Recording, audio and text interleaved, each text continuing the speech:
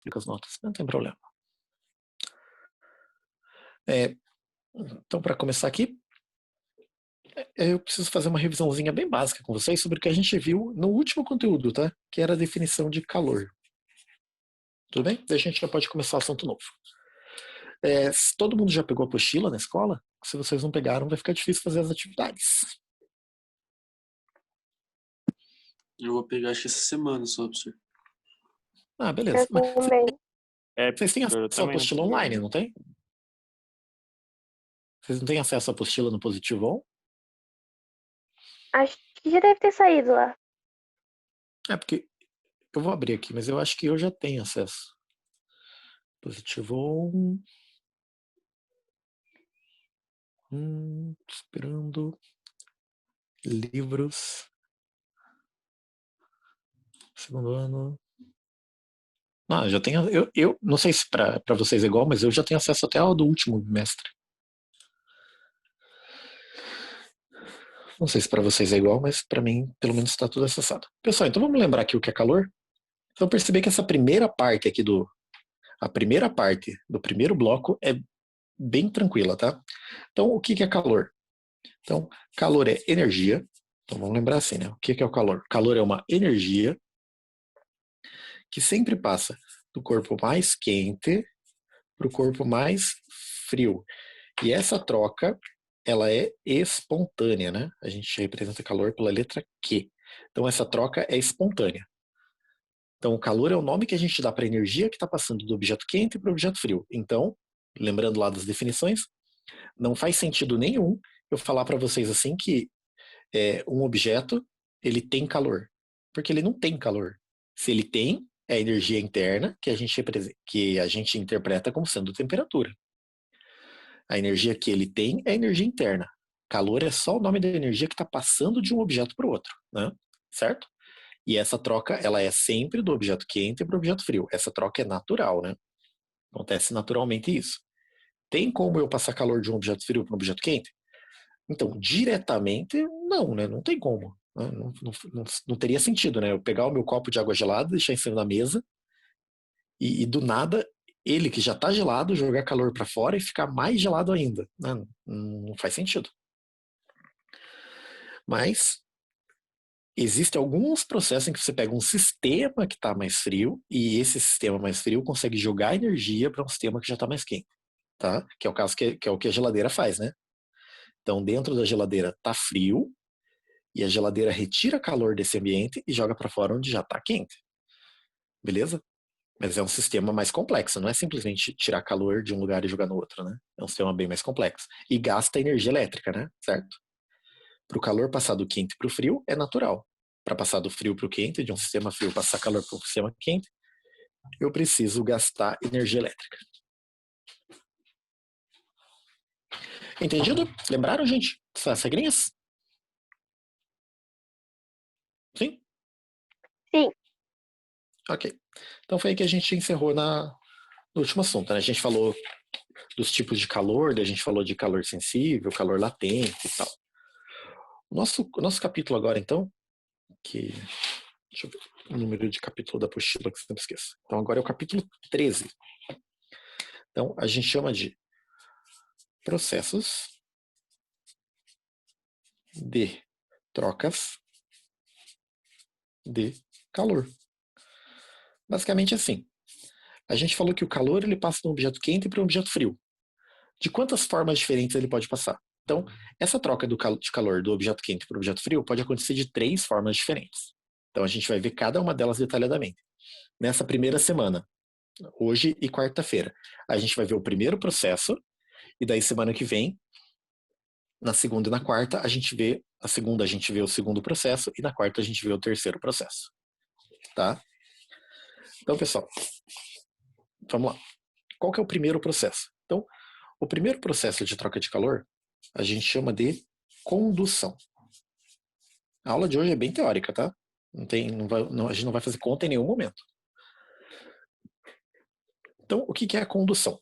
A condução é o processo de calor, é o processo de troca de calor em que a energia ela é transmitida através de colisões entre as moléculas. Eu sei que parece complexo falar assim, mas vamos pegar aqui um exemplo. Então eu tenho aqui uma barra, tá? Vou ignorar aquela de lata e tal, não importa. A gente sabe que essa barra é feita de moléculas. Então aqui está uma molécula, aqui está outra, aqui está outra e aqui está outra. 4 moléculas tem nessa barra aí. A gente sabe que se as moléculas estiverem paradas, ela está no zero absoluto, então é impossível, né? Então essas moléculas têm que estar vibrando pelo menos um pouquinho. Então está aqui vibrando. E eu vou esquentar essa barra, mas eu não vou esquentar ela por igual. Eu vou esquentar só esse canto aqui primeiro, olha. Então aqui eu vou colocar meu fogo, uma velinha. O que vai acontecer então? Essa vela vai esquentar primeiro essa molécula que está mais perto dela. Então essa molécula vai vibrar mais. Beleza? Vibrou mais, ficou mais quente. Está vibrando mais. Vai esquentar mais ainda. Vai chegar um momento em que ela está vibrando tanto, olha, tem 2 moléculas, uma do lado da outra. Essa da esquerda está vibrando tanto que ela começa a bater na molécula do lado. Quando ela bate na molécula do lado, é como se fosse um jogo de sinuca. Uma bola bate na outra, passa energia para frente. Essa outra vai começar a receber energia através da pancadinha que levou da outra. Se ela está recebendo energia, o movimento dela está aumentando. E se o movimento está aumentando, a temperatura está aumentando. Espera só um segundo, tá? A minha esposa saiu e deixou a porta fechada e o cachorro fica doido. Só um segundo. Moço, chata.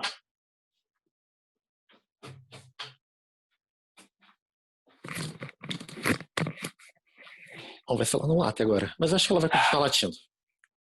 Vem aqui comigo. Vem. Ah, que menina bonita. Tá bom, ela vai ficar aqui comigo, gente. Pessoal, então a ideia aqui é que a primeira vai esquentar mais ainda, vai passar mais calor para a segunda, que por sua vez vai passar para a terceira vai esquentando, vai passar para a quarta e assim por diante. Entenderam a ideia? Alguma dúvida sobre como o calor vai passando de molécula a molécula? De boa. Bem tranquila a ideia, né? Certo? Então, dá pra gente perceber umas coisas bem claras aqui, tá? Só analisando com um pouco mais aprofundada essa ideia básica da combustão. Então a gente percebe o seguinte. Caramba, ela não vai parar de latir? Deixa eu ver se tem... Eu vou fechar a cortina, tá? Que ela tá latindo pra fora. Só um segundo, gente. Pera aí. Para de latir pra fora.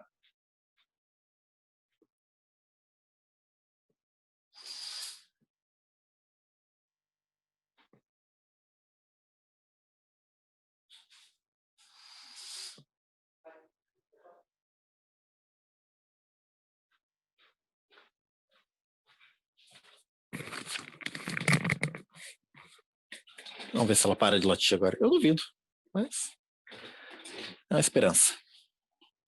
Pessoal, então o que a gente pode concluir aqui, só analisando um pouco mais aprofundado a situação, tá? Seguinte. Carai. Como que eu faço para um cachorro parar de latir? Amarra um pano na boca. Tá, ela é fofinha. Ela sai sarna. Então, olha aqui. Se eu estou falando que é através de colisão entre moléculas, significa que se essas moléculas estiverem mais próximas e mais presas umas nas outras, isso é melhor. Então, onde a condução vai acontecer melhor? A condução, ela acontece melhor nos materiais sólidos. Então, a gente fala que ela predomina nos materiais sólidos. Mas veja que eu falei, ela é melhor, ela predomina. Isso quer dizer que nos líquidos e nos gases não acontece? Não é isso. Ela também acontece nos líquidos e gases. Líquidos e gases.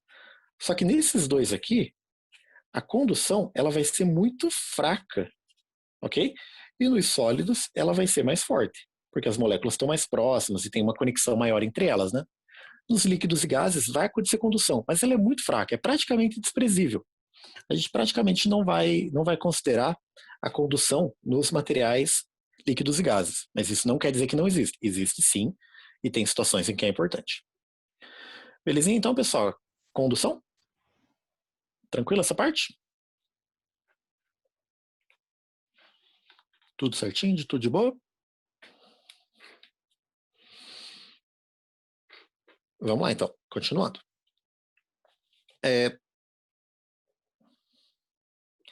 Mesmo nos materiais sólidos, existe uma coisa que a gente chama de... Como que é o nome bonitinho aqui, para eu lembrar? Ah, lembrei. A gente chama de condutividade. Condutividade térmica. O que é a condutividade térmica? O nome é meio óbvio, né? A condutividade térmica ela vai medir quanto que um objeto consegue conduzir o calor. Então, quanto mais condutividade, mais esse material consegue passar o calor de uma molécula para outra mais rápido. Quanto menor a condutividade térmica, mais difícil é para ele passar o calor de um objeto para o outro. Então, a gente já pode presumir aqui que um gás, como as moléculas estão bem afastadas uma da outra e não tem ligação entre elas, teria uma condutividade bem baixa. E materiais sólidos teriam condutividades mais altas, né? Beleza? Mas também depende do tipo de material. Então a gente define assim os objetos que a gente chama de condutores e os materiais que a gente chama de isolantes. Condutores e isolantes. Você pode encontrar isso com outros nomes, tá? Condutores, ele pode ser chamado também de bons condutores. Condutores. E já os isolantes, você pode encontrar ele como nome de maus condutores. Porque se eu usar essas palavras aqui, condutor e isolante, que é o que a gente geralmente usa, pode ser que você tenha a impressão errada de que o condutor conduz e que o isolante não conduz. E quando não é verdade, né? Todos os materiais vão conduzir. Todos os materiais são sólidos, líquidos ou gases, conduzem. A diferença é que os isolantes vão conduzir pouco e os condutores vão conduzir muito. Por isso, o ideal seria a gente chamar de bons condutores e maus condutores, né? Mas geralmente a gente fala condutor isolante. Veja que a gente está falando de condutor isolante térmico. A gente está falando de calor. Não tem nada a ver com eletricidade, tá? Beleza, gente? Água, por exemplo, água cheia de sal, é um excelente condutor de eletricidade. Mas no caso térmico, ela é um mau condutor, tá? Ela é um isolante térmico. Exemplos de bons condutores. Basicamente aqui a gente pode colocar só metais. Okay? Metais são bons exemplos de materiais que são muito bons condutores. Agora, exemplos de materiais que são isolantes. Seria basicamente qualquer tipo de tecido, ok? Eu posso colocar também gelo. Vejam que eu nem vou colocar dentro de isolantes os líquidos e gases, que todos eles vão ser isolantes, já que em todos eles a condução é muito fraca. Eu vou falar só dos materiais sólidos. Então, tecidos, gelo, papel, madeira, beleza? Então, basicamente, eu vou deixar assim, daí a gente vai discutindo mais pra frente o que mais. Belezinha, pessoal? As definições básicas, alguma dúvida? Falem comigo. Tudo de boa?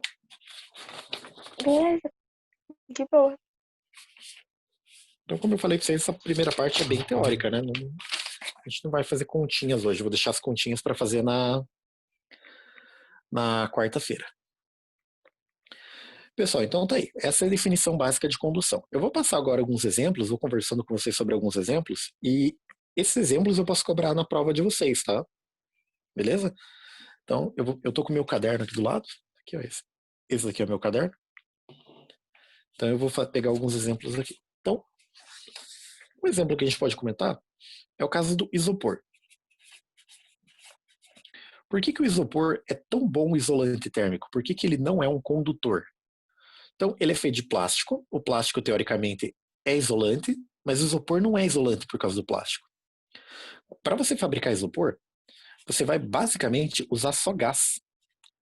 Né? Você tem muito gás e tem uma quantidade muito pequena de plástico. Se você pegar um isopor, a quantidade de matéria sólida que tem nele é perto de 5%.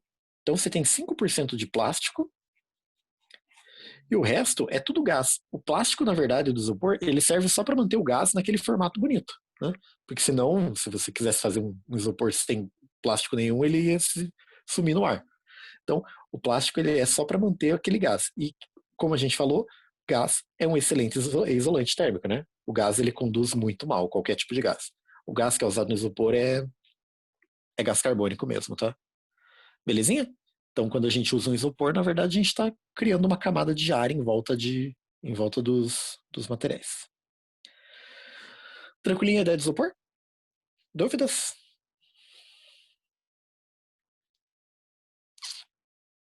Beleza, não? que mais? Então vamos lá, vamos ver outro exemplo. Ah, só uma coisa, isopor é o nome de uma marca, tá? Então quando a gente fala isopor, é igual falar catupiry, é o nome de uma marca. Como que é o Então nome certo, professor? o nome correto é poliestireno expandido. Então poliestireno é o nome do plástico que é usado, né? Poliestireno, e como ele é colocado gás e o gás infla ele, poliestireno expandido. Então, se você chegar num país de língua inglesa e falar isopor, ou se você quiser falar isopor, ninguém vai te entender, tá? Porque lá eles não usam esse nome. Eles chamam lá de outro nome que também é uma marca. Eles chamam de Styrofoam. Beleza? Então, não sei, se quiser falar isopor nos Estados Unidos vai ser bem difícil, né? Eles chamam de Styrofoam. Pessoal, o que mais? Já que eu falei de isopor, eu posso falar de outra coisa. Quando a gente pega uma geladeira, por exemplo, falar só da parede da geladeira. Não vou explicar como a geladeira gela dentro, tá? Só a parede. A parede da geladeira, ela tem que ser feita de um material que seja isolante. Então, por quê? Porque a gente não quer que o calor do ambiente passe para dentro da geladeira. Então, ela tem que ser feita de um material que dificulte ao máximo essa troca de calor. A parede da geladeira, atualmente, ela é feita de um material que é bem parecido com o isopor mesmo, tá? Claro que não é só um isopor, porque senão seria muito mole, muito simples, mas é um material que é muito similar. Antigamente, as geladeiras, elas usavam um material que era chamada lã de vidro. Já ouviram falar em lã de vidro? Então, o que é a lã de vidro? Pensa no algodão doce. Como que você faz algodão doce? Você derrete o açúcar, e daí você mistura o açúcar com ar, né? Ele começa a girar e mistura com ar, e esse ar, ele refrigera o açúcar e ele vai solidificar de volta, fazendo uns fios bem fininhos de açúcar. Esse fio, ele fica molinho. Pensa que você vai fazer a mesma coisa com algodão doce, só que em vez de você usar açúcar, você vai usar vidro. Então o vidro derrete, faz uns fios bem fininhos, e ele congela, né, em contato com o ar. Então, a lã de vidro, ela é basicamente pedaços de vidro extremamente finos. Se você encostar com a sua mão, assim, sem nenhuma proteção, na lã de vidro, pegar, apertar ela, aqueles caquinhos de vidro microscópicos vão entrar na sua pele e vai dar uma coceira do cacete, tá? Até o teu corpo conseguir jogar tudo aquilo fora. Então, o lã de vidro é bem difícil de trabalhar e tal. Então, hoje em dia é usado muito pouco lã de vidro. Um lugar que ainda é usado lã de vidro é no isolamento térmico do escapamento da moto. Então, o escapamento de moto é usado lã de vidro. Então, você vê que o escapamento da moto é grosso, né? Grosso porque em volta ele tem bastante lã de vidro. E mesmo assim esquenta, né? Todo mundo que tem moto já se queimou alguma vez no escapamento. Então, a geladeira, ela tem que ter uma parede bem grossa para impedir que o calor vaze para dentro da geladeira, né? A gente quer que não entre calor. A gente quer que a geladeira fique geladinha lá dentro. Forno, tipo forno elétrico, não forno micro-ondas, tá? Forno elétrico ou forno a gás mesmo, ele também tem que ter uma parede grossa, né? Porque daí é o contrário, você quer que o calor fique dentro dele, não escape para fora, né? Então a mesma ideia seria válida, você vai ter que ter uma parede isolante também. Belezinha? Então esse é o segundo exemplo que eu tenho aqui. Então vou falar de um bem importante agora, tá? Eu falei para vocês que são 3 processos de trocas de calor, né? O primeiro é a condução que a gente está vendo hoje. Esse exemplo que eu vou usar agora, não sei nem escrever mais, que é a garrafa térmica, ele vai ser usado nos 3 processos, tá? Mas eu vou falar primeiro só da parte da condução mesmo. Então, como que é uma garrafa térmica? A tampa dela tem que ser feita de material isolante, então geralmente é feita de plástico, né? A maioria das garrafas térmicas é feita de plástico. Mas a parede é o que importa. Então, a parede de uma garrafa térmica não parece, mas ela é feita de 5 camadas. Tá? A camada mais externa é a camada onde você encosta. Então ela pode ser feita de plástico ou de metal, né? Tem umas garrafas de alumínio, mas não tem problema, tá? Vou colocar aqui que é plástico. Mas não importa muito. Essa é mais de bonito mesmo para dar segurança para o material ficar rígido, né? Para ela não ficar muito mole. A parede de dentro, onde o café encosta, é feita de vidro. Então vocês já olharam por dentro de uma garrafa térmica e perceberam que ela é feita de vidro, né? Mas o que é muito difícil você perceber é que, na verdade, ela tem uma parede aqui no meio que também é feita de vidro. Então, na verdade, uma garrafa térmica ela tem 2 paredes de vidro, é uma parede dupla. Aqui, entre o vidro e o plástico, como você pode abrir ela e desmontar e tal, né? É óbvio que aqui vai ter ar. Ar é isolante, então ajudaria a garrafa térmica a ser isolante, mas não importa, né? Lembre que uma garrafa térmica é uma isolante, tá? Ela não mantém as coisas quentes. Ela serve para manter as coisas com a temperatura que você colocar. Se colocar uma coisa gelada, ela vai manter gelada. O segredo da garrafa térmica, na verdade, é que entre as duas paredes de vidro, o que você vai fazer? Você vai tentar tirar todo o ar que tem aqui no meio. Todo esse ar você vai tentar tirar. Se você conseguisse tirar totalmente o ar, a gente teria vácuo. E o que é o vácuo? O vácuo é a ausência de matéria. Não tem mais moléculas aqui dentro. Se a garrafa térmica fosse perfeita. A gente falou que a condução é quando uma molécula bate na outra e passa energia para frente. Se nesse espaço não tem molécula, nesse espaço não pode ter condução. Então, uma garrafa térmica perfeita, que teria um vácuo perfeito, ela não perderia calor através das paredes por condução. Seria impossível. Ok? Mas é claro que as garrafas térmicas não são perfeitas. Então, algumas poucas moléculas ainda vão estar aqui e vão passar um pouquinho de calor para fora. É bem pouco mesmo, tá? A garrafa térmica perde pouquíssimo calor através da condução. Entendido essa ideia, gente? Tranquilinha a ideia da garrafa térmica? Tem 5 paredes? 5 camadas? Bem legal, eu não sabia, né? Então, quando você abre uma garrafa térmica, se vocês tiverem essa curiosidade na vida de vocês, uma de plástico, né, daquelas que abre fácil. Então, perceber que essa parte de vidro aqui, que geralmente chama de ampola de vidro, ela vai ser assim, ela vai ser meio arredondada embaixo, tá? Ela não é quadrada. Em algum dos pontos aqui, você vai ver que ela tem um biquinho, assim. Ela forma um biquinho, tá? Por que ela forma um bico? Foi onde foi colocada uma bomba que puxou o ar aqui de dentro. E como a pressão para puxar esse ar tem que ser muito grande, é suficiente para o vidro ficar mole e dobrar. Okay? Então, quando as pessoas desmontam a garrafa térmica, é normal elas pegarem e quebrar esse biquinho. Daí quando você quebra, vai entrar ar aqui no meio. Daí se entrar ar, ela perde um pouco a capacidade de manter a temperatura, né? O ar é isolante, mas não é tão bom assim, tá? Existem umas garrafas térmicas grandonas, tipo 5 litros e tal, que elas não são feitas assim, tá? Elas, aqui no meio, ao invés de ter vidro e qualquer outra coisa, é feita uma camada de plástico e dentro do plástico é colocado papelão. Eu falei para vocês que papel é isolante, ar é isolante. Papelão é papel com ar, né? Então vai ser isolante também. Não vai ser tão boa quanto uma dessa de vidro, mas funciona muito bem, tá? Belezinha? Então a garrafa térmica, né? Então, foi. Próximo exemplo que eu tenho aqui para vocês é... Esse é um exemplo que até tem na apostila, tá? Eu vou mostrar aqui. Daí eu nem escrevo aqui. Ele coloca aqui, olha, o desenho de um churrasco. Ele tá falando que os espetos, ele coloca aqui, ó, bem na definição. Ele fala que o espeto é feito de metal porque o metal é um bom condutor e ele faz com que calor entre dentro, tá? O calor seja colocado dentro também da comida que você está assando no espeto, beleza? Então, além de assar de fora para dentro, o espeto faz assar de dentro para fora. Se você pegar uma carne bem grande assim, colocar ela no espeto, você consegue perceber que onde o espeto estava encostando, ele assa melhor do que a parte que não tinha espeto encostando, tá? Mas eu acho meio bobo esse exemplo, tá? Meio simples demais. Mas uma coisa que a gente pode falar aqui que é a parte legal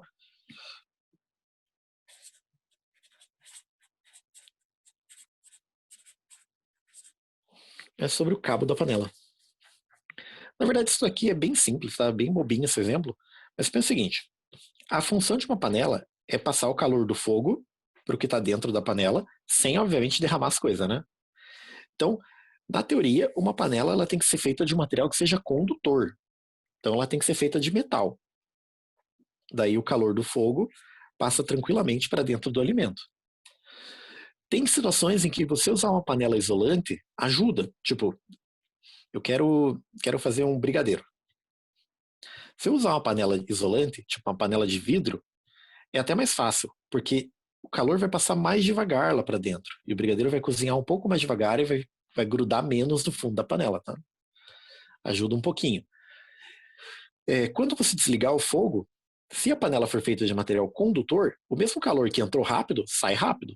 Se ela for feita de material isolante, o calor que entrou devagar, vai sair devagar, tá? Por isso que muitos buffets, eles colocam a panela, não sei se vocês já viram isso, ele coloca a panela dentro da água, certo? Fica uma certa quantidade de água em volta da panela, assim. Essa água, ela serve como isolante, né? Para manter a temperatura da coisa lá dentro. Mas e o cabo? Bom, se você tem que manusear a panela, a ideia é que o cabo não esquente. Então a panela pode ser feita de material condutor, mas o cabo ele tem que ser feito de material isolante, né? Então o cabo ele deveria ser feito de material isolante. Certinho? Então ó, podem perceber que a maioria das panelas, a maior parte delas, ela é feita de material que é condutor, metal, alumínio, né? Ferro. Mas o cabo é feito de material isolante. Então pode ser feito de madeira ou pode ser feito de um plástico que é bem duro, né? Que não derrete. Beleza? O nome desse plástico que não derrete, que é o de cabo de panela, é chamado de baquelite. Okay? Esse plástico chamado de baquelite foi o primeiro plástico produzido no mundo. Então, o primeiro tipo de plástico lá derivado de petróleo foi o baquelite. Ele é bem rígido mesmo e bem difícil de derreter. Uma outra coisa que acontece no caso falando de cozinha, né, além da panela, é o talher que você vai usar para pegar alguma coisa lá dentro da panela. Se esse talher for inteiro de metal, quando você coloca ele em contato com a comida, a tendência é que o calor passe rapidamente e se espalhe para todo esse material, que vai ser condutor. Então, com certeza já foram pegar comida alguma vez na panela e o cabo estava tão quente que você não conseguiu pegar, né? Então, o que acontece geralmente é que esse cabo vai ter uma proteção plástica ou de madeira ou de qualquer outra coisa aqui, né? Para impedir que esquente tanto, né? Beleza? Caneca também, né? Tem gente que tem caneca de alumínio ou caneca de metal. Se essa caneca, se estiver gelada, se você colocar uma coisa gelada, ela fica muito gelada. Se você colocar uma coisa quente, ela fica muito quente. Porque, como ela é condutora, ela vai esquentar e esfriar muito rápido, né? De acordo com o que você colocar dentro dela. E isso pode ser bom ou pode não ser, né? Beleza? Daí depende da situação, mas ela esquenta e esfria muito rápido. Acho que era isso. Essa parte é isso daí. Alguma dúvida, pessoal? Beleza? Sobre a ideia da panela e dos talheres? Beleza. Então vamos ver outro exemplo aqui.